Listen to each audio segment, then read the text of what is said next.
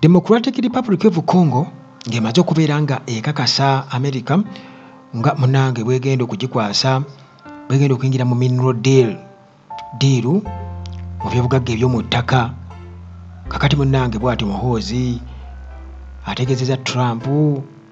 nti hero wange tosaanye kubeera nga oyingira mu ndagaano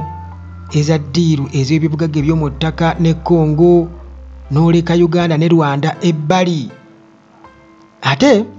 munnange abayeekera bakakasizza ne bagamba nti UPDF erimba abakodeko abayeekera bakodeko mu ggwanga erya Congo bagambye UPDF erimba okugamba nti yatusseemu 242 nedda twafiiriddwa babiri bokka. Kale munnange era mu buufu obwa DR Congo tulaba nga abayeekera ba M23 bwe batyo balabika batandise okubeera nga bawithdrawinga mu bitundu ebimu baamuka ebitundu ebimu okukosa n'okubeera nga basiriikiriza emmundu. Era munnange Kinshasa ne Kigali bayaniriza ekikolwa kino, bakyaniriza nnyo okusinziira mu neko statements ze batadde. Ate munnange tugendako mu ggwanga erya Sudaani bw'atyo Muhoozi atukakasa atugamba nti yaakooye okutta Abanwel eggwanga ery'Abanwel mbwakooye okubatta kikyayagala bw'aba akooye okubatta abaagazaaki yanna abaagalamu entimbulu 1,000 singa bamuwa ente 1,000 ajja kulekeraawo okubeera nga abatta. Alright, kakati bwetyo tutandikire endowooza munnange ku Trump obubaka bwafunye okuva eri Muhoozi. Kakati munnange Muhoozi agamba nti Uganda ne Rwanda tebalina kulekebwa bbali, balina okubeera included mu East Africa's mineral deals. Kati munnange Muhoozi Kainerugaba bw'atyo avuddeyo mu mbeera ey'obutasirika nti temutuleka bbali, temutuggyako mugaati. Era munnange bw'atyo mu ngeri ey'okuwa amagezi, mu ngeri y'okulabula mu lugezigezi, kati olwo awabula Donald Trump president wa America, bw'atyo n'amuwa amagezi mu ngeri y'okumuwabula mbu tebasaanye kubeera nga basayininga oba bateeka omukono ku ndagaano yonna ekwatagana ku by'obugagga wano mu East Africa nga Uganda ne Rwanda teziriimu, balina okubeera nga baziteekamu. Muhoozi yagezezzaako okukozesa olulimi oluwaanawaana Trump ku social media. Muhoozi era nga ye muwabuzi wa kitaawe ku bikwekweto eby'enkizo, kitaawe Gen. Museveni. Kakati yabadde ayogera ku Trump nga amuyitanga, yabadde amwogerako ng'omuzira we hero, era nga amulifaaringako ng'omuchwezi, omuchwezi wa Fero muchwezi. Kakati yagambye atya? Yagambye nti munnange Donald Trump should never sign a mineral deal in East Africa without the involvement of Uganda and Rwanda. Donald Trump tasaanye kubeera nga akola deal yonna ey'ebibugagga by'omu ttaka wano mu kitundu kya East Africa nga deal eyo teriimu Uganda na Rwanda. Balina okubaamu kubanga bwe babadde balya, ffe tubadde tulyayo e Congo nga tukalidde, naye olina engeri gy'oyagala otukola ki okutuggyako omugaati. Kakati munnange bino bizza oluvannyuma lwa administration ya Trump okutunnyonnyola nga munnange bwe bali mu kubeera nga bayingira economic partnerships wano ku continent ya Africa. Era eggwanga erya Congo lyavayo ne tukakasa juzi, Tshisekedi yatukakasa n'atugamba nti babadde badiringanga n'Abachina, naye kati balabika engeri kiri nti ensonga zonna ezikwatagana n'ensi zirimu nnyo America, balabika bagenda kuwelkaminga ba partners mbu be bakolaganako nabo mu myaka egy'ensanvu n'enkaaga eyo mbu kakati kakati baagala babaleete on board bwe babeera munnange nabo bakwasaganya era Tshisekedi n'agamba nti minerals zibadde bazitwala nga bazitwala butwazi nga raw material ne kati bagenda kuba bazi processingira awo ayagala kwegamba bazi processing nga tebanna bazongereko value nga tebanna kubeera nga basima busimi just ne batwala butwazi bo ne bakolereyo kati baagala bazongereko value bamale zirongosezaawo then value yeyongeddeko eggwanga era Democratic Republic of Congo lirabikenga lifunamu nnyo era munnange ddiiru yaabwe eno bwe mbanga ngezezzaako kubeera nga nkunnyonnyolamu akatonotono nti bagamba ddiiru erimu $24 trillion 24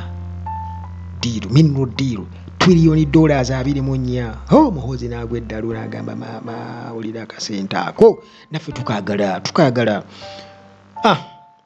era nga baagala nti bakole ki kubanga jjukira nti DRC eno ekwatiridde ebitundu ebisoba mu 7 ku buli 100 eby'obugagga kati nga cobalt era nga cobalt kiba kitegeeza nti yeba key supplier ku mineral eno ekozesebwa mu electronic vehicle batteries bagikozesa n'okukola semiconductors okukozesa ne high technology high tech industries akati muganda wange ebibugagga bingi nnyo Kongo byerina era nga bakozesa kati ekyobugagga nga cobalt Kongo ebitundu ebisoba mu 7 ku buli 100 supply mu nsi yonna Kongo yebirina kakati munene ebigagga ebyolala gold muganda wakati muhoozi bwatyo n'agamba naye Trump fero muchwezi wange my hero naye Trump nno nga taleetebwako kati sagaliko taleetebwako sagaliko katulinde tulabe bagenda mufumba batya Trump okusobola okubasembeza ku mugaati kubanga alabika ayagala kuba busu Trump nga sente azitegeera nnyo nga ddiira munaatuwulira kakati munnange ate bwe tugendako eri emmundu gyeyaka era mu Democratic Republic of Congo gye tuli abayekera aba Codeco bano bagamba nti UPDF erimba tena tuttamu abalwanyi abasukka oba abawera 242 nga yo bwegamba batusemu 2 bokka ne bakubisaamu bukubisa nga basoma omulu multiplication 2 ne mukubya ne muga 240 akati munnange mu lutalo olwakabaawo wano emmundu eyakaseka wano amakitundu ekya Democratic Republic of Congo amagye ga Uganda bwe gatyo aga Uganda People's Defence Forces gatutegeeza nti gasse abalwanyi aba Codeco 242 akati munnange nga bakyatugamba ebyo bo abayekera bano aba Codeco bavuddeyo ne bagamba nti nedda ssebo tekinaba kubaako bwe kityo batussemuko 2 bokka ate ne bagamba nti UPDF bagiseemu abawera era yafunye loosi etagambika kati munnange nti abalwanyi okulwana kuno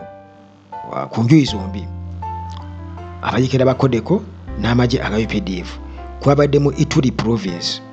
eno region gitumanyi ennyo obulungi nti muganda wange violence yamaanyi ennyo side eyo era nga armed groups ebibinja by'abayekera ebiwererako ddala gyebiri era nga bw'oba onoonya kye balwanya byabugagga muhoozi we yagambye Trump naffe ne anko waffe muchwezi waffe hero waffe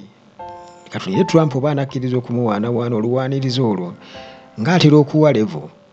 akati munnange juzi yagamba by the way yagamba yali alabula Uganda yagigamba nti osobola okugenda okuinvadinga yonna gy'oyagala mu Africa naye Sudan gireke bwe yali abagamba kati simanyi oba ne Congo n'agiteekako oba bo balina kubasalira amagezi mu ngeri endala kubanga already baalabisa dda Rwanda amagye ngi gasalamu okuyingira ne Uganda asobola okuba nga kyagisiza kasiiso kuba kati n'olutalo lwa bya bugagga tewali kisa mugende Rashibawe kibajja okubagamba kakati munnange UPDF mu kitundu kino ekolerayo kakugambye nti ekolerayo kubanga muganda wange ddiirwa nti ozigulira kakati era nga kino bo bagamba kiri part commission ey'okueliminatinga rebel groups ezi threatening security side zeeyo okusinziira ku ndagaano gye baakola n'eggwanga erya Democratic Republic of Congo nti Uganda erina okuba nga erwanira wamu n'amagye ga Democratic Republic of Congo okubeera nga basiguukulula armed groups zino kakati munnange okusinziira ku magye ga Uganda bano nti balonkinze bwe batyo bakoze olulumba olw'amaanyi ku nkambi oba ku bases eza Codeco era nti ne batta okusinziira ku magye ga Uganda kati bye batubuulira bali bye bakola ki bye bagamba nti mulimba nti nno bakoze ebikwekweto ne ku bases kwati yabadde base emu ey'aba Codeco ne batta ebikumi n'ebikumi ebyabayiikira era nti group ne bagi weakeninga oba ne bagibalamu amaanyi naye omwogezi wa Codeco era nga ono ye Gason agambye nti nedda baaba temunnaba yagambye nti UPDF erimba ffe twafiiriddwa abalwanyi 2 bokka ate bo ne bafiirwa abawerera ddala era gurupu eno bweto neeremerako negamba nti nno amagye ga Uganda gasazeewo okubeera nga kola obulimba mu kugezaako kwekizageratinga basavuwaza ate era bawa amabulire agamisiriidinga tebaagala kuswala mawulire aba South Africa bebagamba we've been humiliated by the M23 in Congo amagye gakomewo tubeere prepare tugende tubasomesa lesoni kakati bo tebalina gakaaba ebyo babateeka obuteesi tubaseemu 242 kakati United Nations nayo ripooti yayo yabadde eraga ng'eyogera ku incident eno era nga bagamba nti okusinziira ku bo ripooti era batuwadde omuwendo ate bo mulala era still ogwabayeekera abafudde kubanga bo batugamba aba UN batugamba nti abayeekera bakodde ku bafudde 7 be bafudde ate amagye ga UPDF ne gafiirwa mbu 12 bafiiriddwa 12 mu kulwanagana kafungula nkete okwabaddewo kakati munnange ekibituleetera okubeera nga kizibu nnyo okutegeera namba kyentuufu ddala ey'abayeekera bano abafudde kati bwe bagenda ku Codeco kino kitegeeza cooperative for development of the Congo era nga kino bakiteekawo kyatandika nga peaceful agricultural movement mu myaka gy'ensanvu eyo kiruddewo naye oluvannyuma munnange ate nekifuuka violent ne batandika ebikolwa ebirala kubeera nga bwe batyo ate bakijjanya abantu era n'okubeera nga ate kati ebibugagga byayingiramu kakati gurupu eno erimu Balendu ethnic fighters era nga bano babeera mu conflicts ebiseera ebisinga obungi ne communities eziri awo naddala Bahema abantu be bayita Bahema nti bwe batyo bagugulana ne komini n'abantu abalala tribes endala naye Abahema bwe basinga okubeera nga bagugulana era nga bakubagana kakati bano aba Codeco kigambibwa okuba nti era ensi yonna ebanenya okubeera nti balina emisango mingi ennyo oba war crimes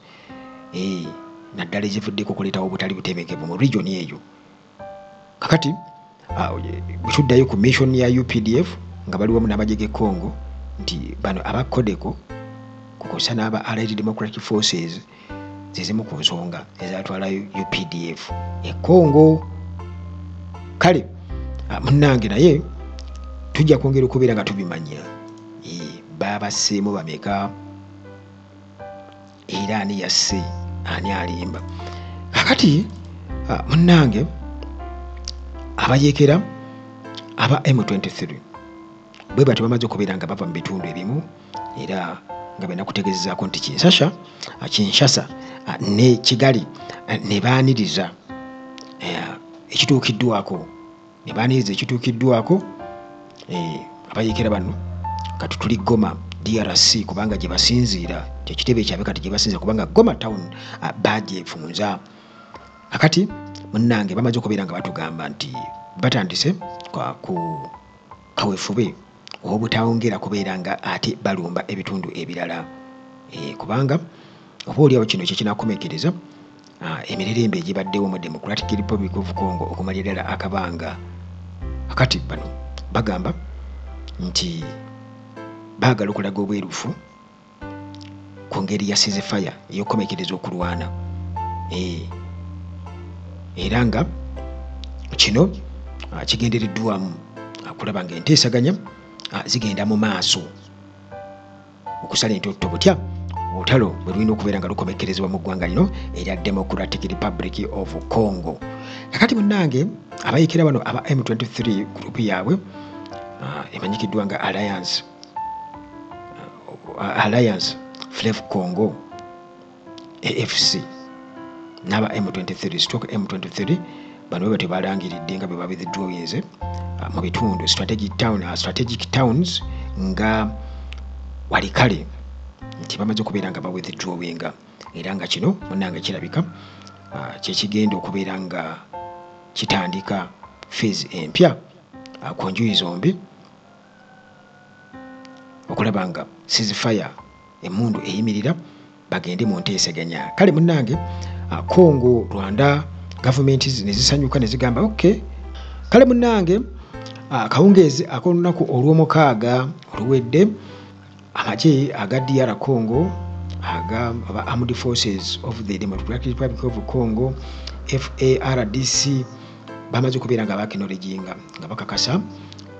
nti amagye gano aga M23 gabadde gawithdrawinze gabadde gamuse Walikanga eno nga munnange tawuni y'amaanyi nnyo mu mambuka ga Kivu oba North Kivu era nga wano we bayisa ebyobugagga eby'omu ttaka tugamba tawuni eyisibwamu nga boniga bwe bayitira obwe bwasimeeri nga bayisaawo ruutu y'amaanyi nnyo mu kitundu ekyo. Kakati munnange bamaze okubeera nga boogera era mu bubaka obwabadde ku TV Army spokesperson General Sylvain Ekenga yategeeza nagali government forces nga gali wamu ne Allied Wazalendo militia fighters babadde bamaze okubeera nga bawa ebiragiro okubeera nga nabo balekerawo okulwana okusobola okufacilitating ongoing peace efforts nabo bateeke wansi emundu balekerawo baleme ate kubeera bali batambula bagenda ate mu balumba ate kiyinza okubeera nga kivaako oba oliawo ate emirerembe. Kakati Rwanda nayo bwetyo erangiridde gamba nti ekyo kyekisingako era bo baagala mirembe gibe nga gibukola mu kitundu kino oba mu ggwanga erya Democratic Republic of Congo ne Congo Kinshasa nayo bwetyo nayo nebeera nga etukakasizza nti ebyo byonna ebigenda mu maaso bituufu. Kati munnange eyo nga tuvuddeyo ate tudda mu ggwanga wano erya Sudan, South Sudan wetuli tetuli mu Sudan eri omumambuka tuli eno wansi. Kati munnange Army Chief atutegeezeza natuga nti yakooye okubeera nga atta Abanwel eggwanga ery'Abanwel era ono si mulala ye CDF wa Uganda Muhoozi Kainerugaba yatutegeezeza natugamba nti bannange nga yabadde ku mukutu gwe gwa X yagambye nti yakooye okubeera nga atta Abanwel batribesmen Abanwel era obubaka bwe bwali bugamba nti I'm tired of killing Nwel, tell your leader Riek Machar to come and kneel down before our president His Excellency Salva Kiir. Kale munnange okusinziira ku bubaka Muhoozi bwateekayo entakera yakedde bukeezi ku lunaku lwa Sande n'awandiika ku mukutu gwe ogwa X nti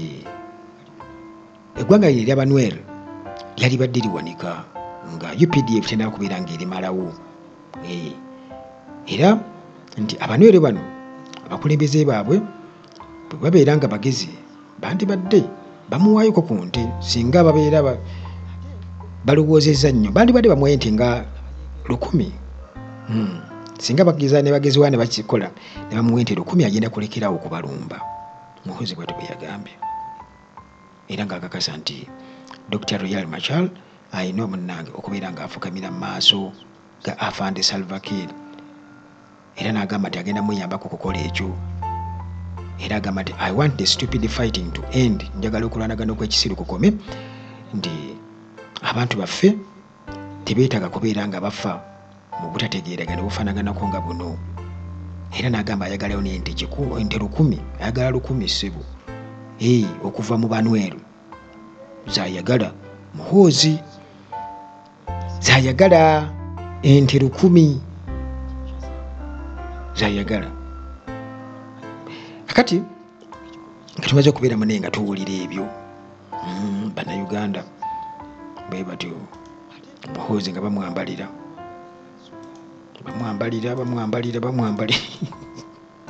naye nno takoowa waga nti omusajja ono aleka ali abunomo waga nti oli mu kutufiiriza ssente nga gwolowooza ku ssente ku musaayi gw'abantu gweoyagalirako ssente yaga nti kale byebyo muganda wange mu ggwanga erya Sudan byebiriyo ndowooza sigenda kubeera nga nsukkawo nnyo wano katusinde ate woolyawo bwanaabaawo ebyo baluseewo ate era nabyo tubikwasaganye singa munaye tuba tubitegedde akawonvu n'akagga Mukama Katonda akuume.